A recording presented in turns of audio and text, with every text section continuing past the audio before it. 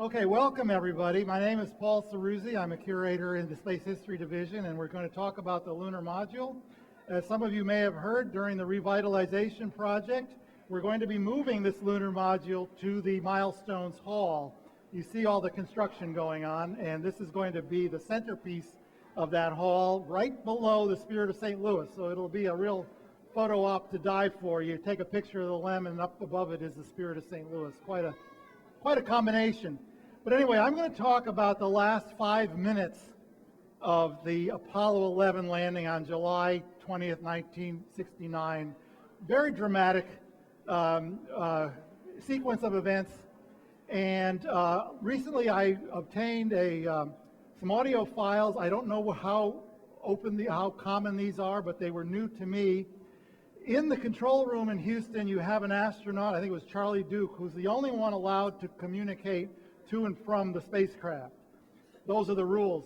In the room, though, there's lots of other people monitoring the various aspects of guidance, health and safety, environmental control, electrical power, all those things. They're talking. And the sort of maestro of the whole room is a guy named Gene Kranz, the hero of the Apollo 13 movie. You've probably seen that. So there's a lot of chatter going on, but only one person is allowed to actually talk to the astronauts. Now, let's set the stage here. They're in lunar orbit, about 10 miles above the surface. They're going feet first. Not exactly the way you think of a pilot traveling. You're going feet first at about 3,000 miles an hour. This engine is burning at full throttle, slowing it down.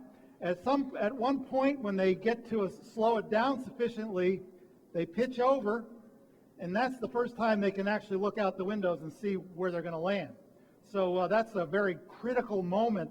Also at that moment, the engines power down. This engine is not built to run at full power continuously, so it powers down to a lower thrust level, which now, instead of reducing the horizontal velocity, its primary job is to bring it down to the surface. So let's see how this works here. I'm going to try to play. I'm going to play and stop.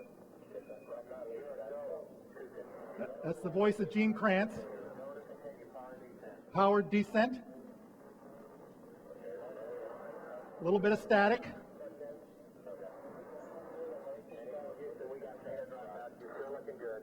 Okay. That's Charlie Duke.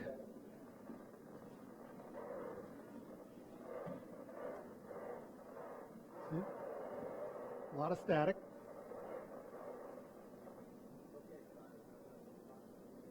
Coming up on 5 minutes. Let's see. They should be.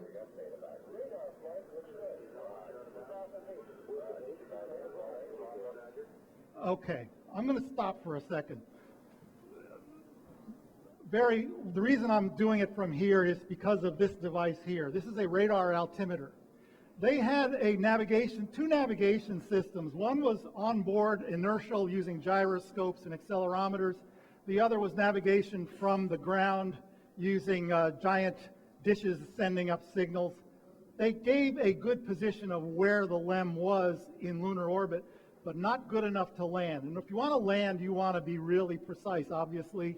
Aircraft use altimeters that work on barometric pressure. That's not going to work on the moon.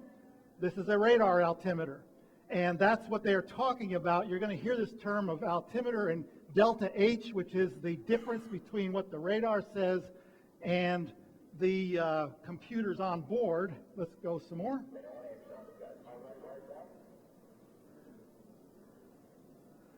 That's Neil's voice. Delta H. He's pitched over. He's pitching over. Program alarm. 12:02. Okay, right in the middle of all this, an alarm comes on. 12:02. People were like, okay, they're right in the middle of the landing. What's happening? There's a controller there, 26-year-old controller named Steve Bales, who rehearsed this and said, oh, the computer's overloaded. It's about 15% overload, they found out later on. Now, there's been a lot of discussion about what was going on there, and we now believe the reason is that the radar data was sending in information into the computer. After the talk, I'll show you around the corner. There's another radar antenna, which is a dish that was linked to the command module in lunar orbit. In the initial design, they had switched that off during the landing. They decided later on to leave it on. In case of a problem, the upper stage would have separated and gone back to rendezvous, and they felt they could save the time of having that thing hunt for the command module. If you look, we'll see it later on, it's actually on a pivot, so it can hunt. So they left it on, and that's the 1202.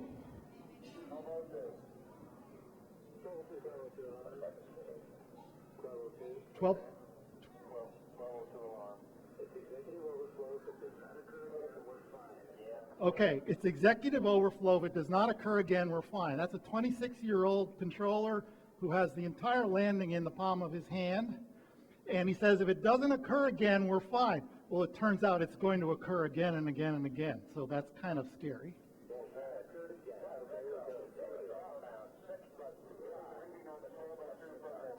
Okay, that's Neil's voice. Give us a reading on the 1202 program alarm. That's probably more emotion than you're ever going to hear from Neil Armstrong ever. Okay? Give us a reading on that alarm. Okay. We're going.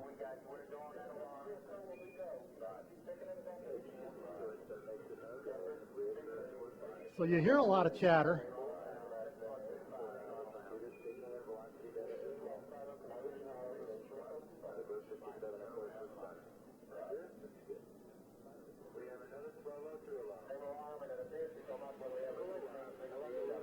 Another 1202, and that's Buzz's voice. He's speculating about why it's being caused about getting the radar data, but they really didn't know until much later on.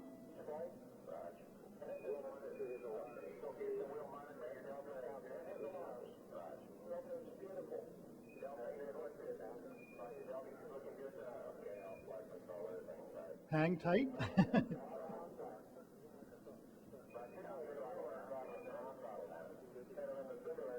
Better than the simulator. That's Buzz's voice. They're throttling down. Remember I said that they couldn't run the thing at full throttle. And when they throttled down, the computer automatically instructed the engine to throttle down. That meant that everything was working fine. In spite of these alarms, the computer was doing its job. And that's Buzz's voice, and he has a bit of emotion in it too, like, yeah, we're actually going to make it.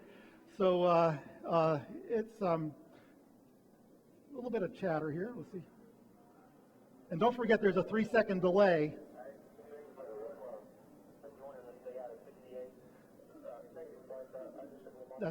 They're speculating about the cause.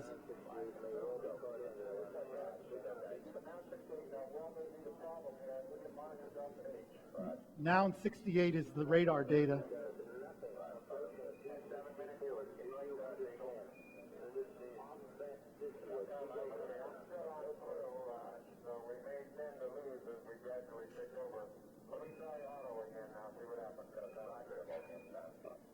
Okay, what's happening here, that was Neil's voice. When they pitched over, they realized they were landing long, about 4 kilometers beyond the intended site. And they had the choice there of powering up the engine and backing up, which was not a good idea, but they decided instead for Neil to take over and actually scoot forward because there was a field of boulders where the computer was going to land the LEM. So things are working.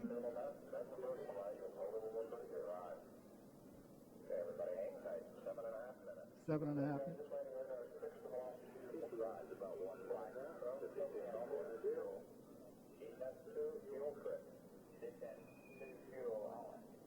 Okay.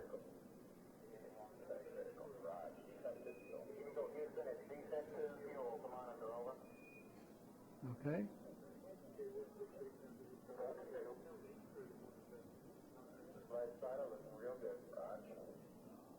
An estimated switchover time, please. Stand by. You're looking great at 8 minutes. 8 minutes? Estimated, what's our T go?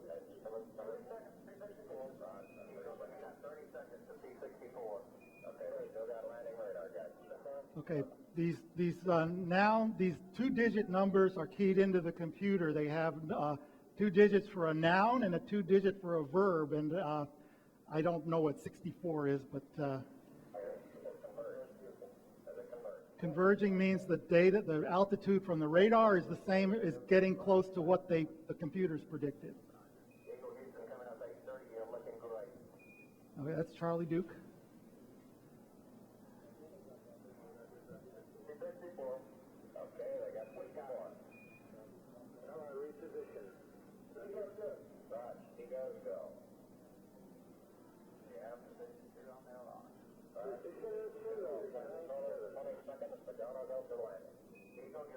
So now he polls the room and says, everything okay?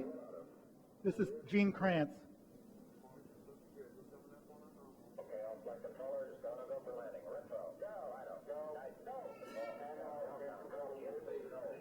They're all go.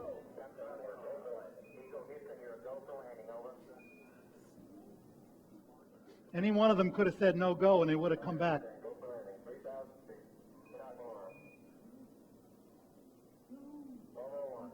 1201. So there's another alarm. 1202 was the first one. 1201, very similar.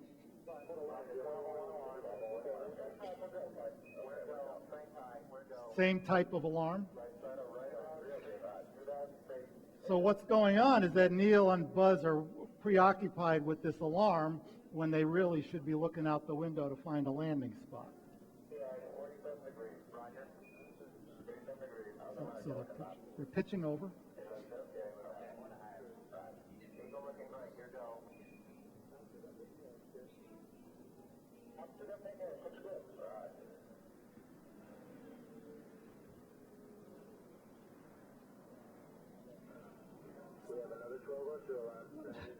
It was a lot of alarms.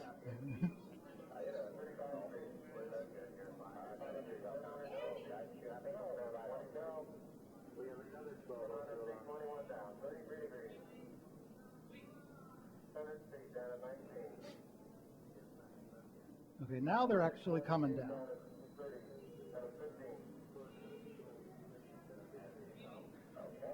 At this point, he's just hovering, really.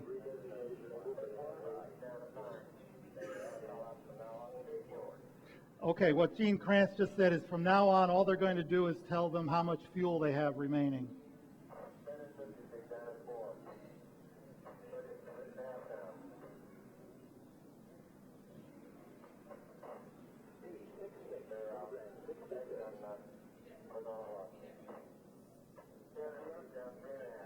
Okay.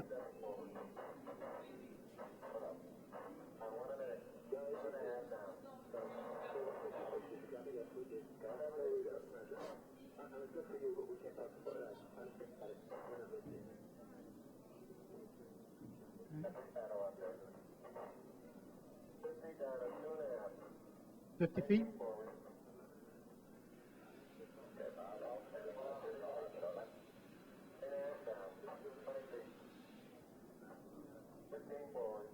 He's looking for a flat spot.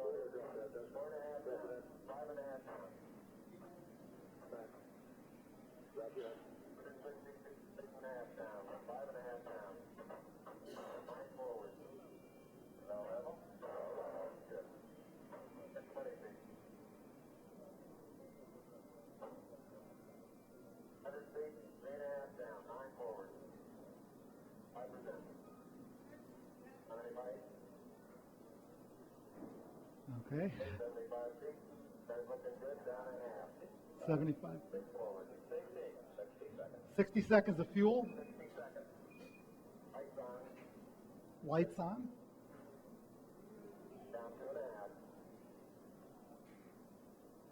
Forward.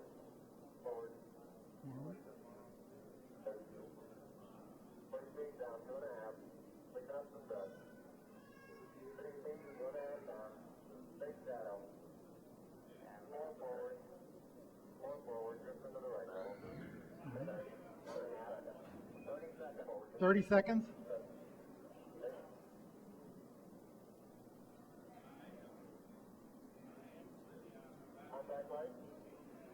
Okay, contact light. Now, what are the first, here's a trivia question. What are the first words spoken on another heavenly body by a human being, and who spoke them? Contact light, and it was said by Buzz Aldrin. They had probes that looked like whip antennas sticking out of the pads, and you can see it on the drawing here. When it touched the lunar surface, a light came on, said contact light. That meant they had touched, that the probe had touched. That was a signal for Neil Armstrong to throttle the rocket down gently and the last 10 feet to ease down. So those, you can argue about, but those are the first words spoken when it touched the moon. I don't know how much that's a trivial question, but that's what, and it was spoken by Buzz. So I'm sure he'll be happy to tell you that.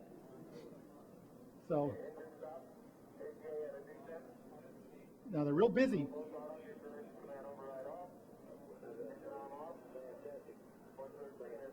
So what they're doing now is shutting everything off to make sure they don't accidentally blast off again.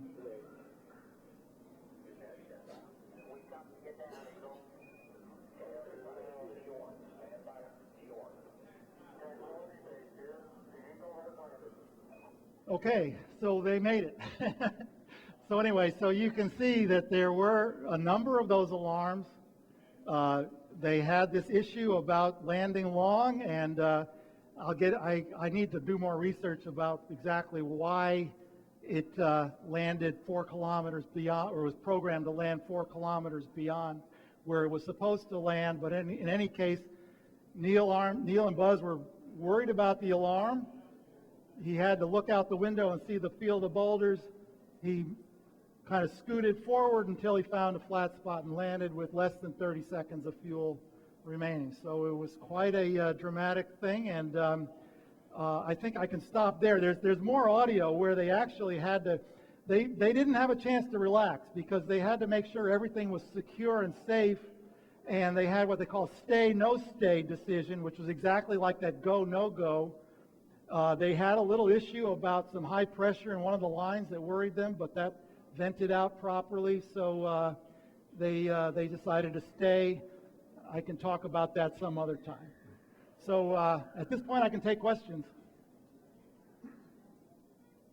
Yes, sir. I heard it, Buzz said, I was a rendezvous guy. I turned on the radar. It wasn't planned to Okay. have that going. And then when NASA was kind of upset that they were getting these alarms and went to MIT and said, what's wrong with your computer? And they said, tell me every switch setting there was. Yeah. And they said, oh, you had the rendezvous radar on. Okay. They had. Which did it? They did not plan to have the rendezvous radar on, and that's what caused the overflow. It overflowed by 15%. Now the MIT people, there was a huge debate about this. The MIT people said, hey, the thing landed, it restarted, and have you ever tried to reboot a Windows computer? It takes forever, but this thing, it rebooted instantly, and they kept going, so it worked, but obviously it really was a distraction, and you'll have to talk to Buzz about that, really. I don't really want to get into that about whether he was supposed to do that or not. He was the rendezvous man, yes, and if there had been a problem, the radar, and we can go around, after the talk's over, I'll show you where it is, the radar would have had to kind of hunt to find Mike Collins in the command module, and that would have added some time. They kept it locked on, but that added a load on the computer.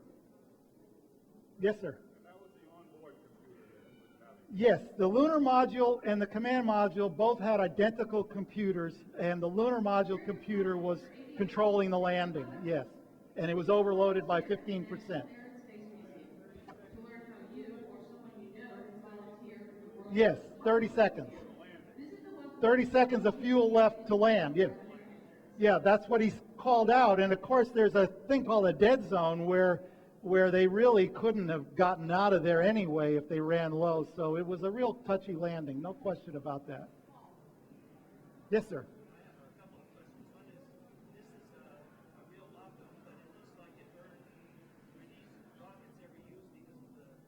I don't know. Mike, do you know about that? I don't think so. No. It was built for, it never flew in space, obviously. It was used for drop tests after the when the museum opened, Grumman outfitted it to make it look like the full thing, although I think when it was used, it didn't have the foil covering and other things on it. It's real, though. Yeah, it's lunar module number 2. It could have gone in space, but it didn't. Yeah. Another question is, how much of a pitch could they have had and still taken off? That's a good question. I think Apollo, which was Alan Shepard's, 14, had landed at a kind of 6 degree pitch angle, and they were very worried about it flopping over or something. But there's some other stories I could tell. But when the contact light goes on, you're still 10 feet above the surface. If you cut the engine off, you fall 10 feet. And Neil eased it down.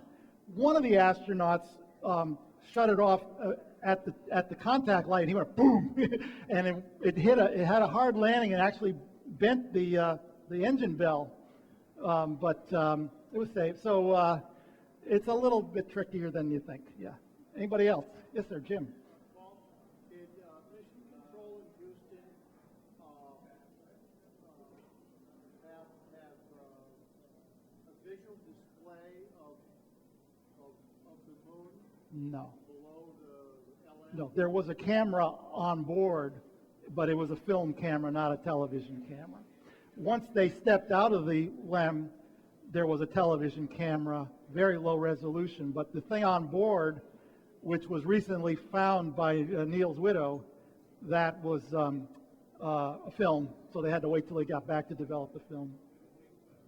And I think that film is actually shown on this kiosk over here. Yes, sir? Well, there was a 3-second delay, so the answer is probably no. They really didn't have it wasn't in real time, so they had to pretty much. That's one of the primary reasons why they had the computer on the LEM, is because you can control, things like the Voyager spacecraft or these deep space probes. They're pretty much controlled from Earth, but when you're trying to land, you've got to have the autonomy, and that's why they had it there. Yes, sir. Yes. The reason I was so fast is it had a fixed wired memory. The program was wired. Yeah. It wasn't a storage. Right. It was wired. Well, It reset and started, and it was there. It was just there just as fast as anything else you could do with it. yeah. Well, like I said, the MIT people got very defensive when they were accused of sloppy programming, but it worked, and they knew that, and thank goodness it did work. I designed that memory. Okay. All right. We'll have to talk to you in a few minutes. Anybody else? Yes, sir. That's all right. Oh gosh, your digital watch. What was the processing power? Not much. 15-bit, 16-bit, no parity check. 16-bit. It had 2K of alterable memory. It had 37K of fixed wired memory called rope memory. We call it rope memory. Not a whole lot, but it could do double precision vector. More in a watch. Oh yeah. But I always tell people it had double precision vector arithmetic, which is something you can't really do on your iPhone unless you, I don't know, maybe you can, I don't know. I suppose you could program an iPhone to do it. It was to do the computation. Right. To locate this. Yeah. All right, well, thank you very much, and if you want, I'll show you where the other radar is if you want to look at that.